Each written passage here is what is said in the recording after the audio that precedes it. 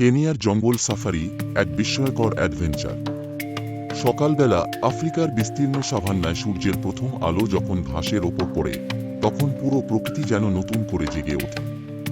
চারদিকে কুয়াশাচ্ছন্ন বাতাস, দূরে কোথাও সিংহের গর্জন, আর গাছের ডালে বসে ডেকে ওঠা রঙিন পাখিদের গান।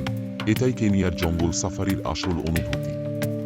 গাইডের জিপ যখন ধীরে ধীরে মাসাই মারা জাতীয় উদ্যানের ভেতর ঢোকে, তখন মনে হয় যেন অন্য এক জগতে প্রবেশ করছি। সামনের খোলা প্রান্তরে বিশাল এক হাতির দল ধীরে ধীরে হেঁটে যাচ্ছে। ঠিক পাশেই একটি জিরাফ তার লম্বা গলায় উঁকি দিয়ে দেখছে আমাদের। হঠাৎ দূরে দেখা গেল একটি চিতাবাঘ, আশ্চর্যজনকভাবে নিঃশব্দে, অথচ শিকার ধরার জন্য সম্পূর্ণ প্রস্তুত। হঠাৎ ঝোপের আড়াল থেকে বেরিয়ে এল এক সিংহ। নিঃশ্বাস বন্ধ হয়ে আসে, গায়ে কাঁটা দিয়ে ওঠে। তার চোখে এক অদ্ভুত দৃষ্টি, যেন সে পুরো প্রান্তটাকে নিজের রাজত্ব মনে করে।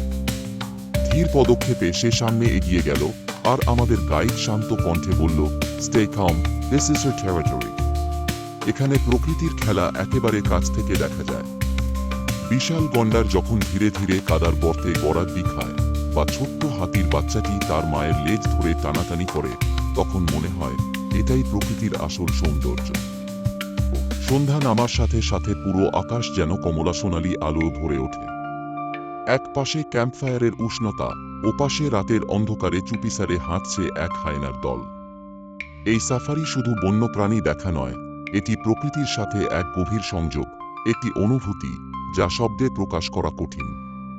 কেনিয়ার সাফারি শুধু একটা ভ্রমণ নয়, এটি একবার অনুভব করলে আজীবন মনের গভীরে থেকে যায়। ভিডিওটি আপনার ভালো লাগলে লাইক, শেয়ার ও সাবস্ক্রাইব করুন এবং কমেন্ট সেকশনে আপনার মূল্যবান মতামত জানান। এই রকম ভিডিও আরও পাওয়ার জন্য আমাদের সঙ্গে থাকার জন্য আপনাকে অসংখ্য ধন্যবাদ। জয় ব্লগ।